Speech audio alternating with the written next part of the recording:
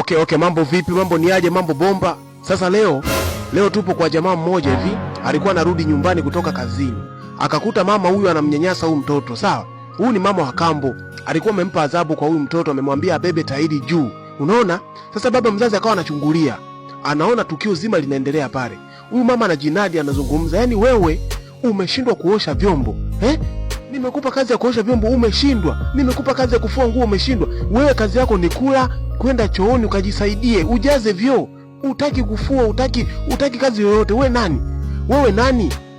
Na kuanzia leo hakuna kwenda shule." Unaona?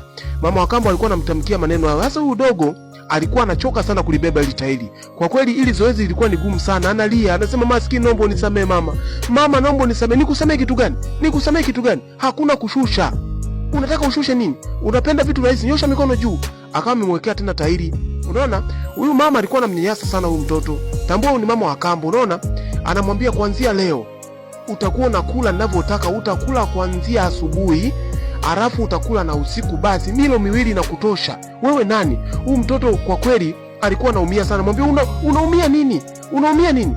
Unajiliza nini? Unajiliza kama uwezi maisha haya, nenda mtaani, kaokote makopo mitaani.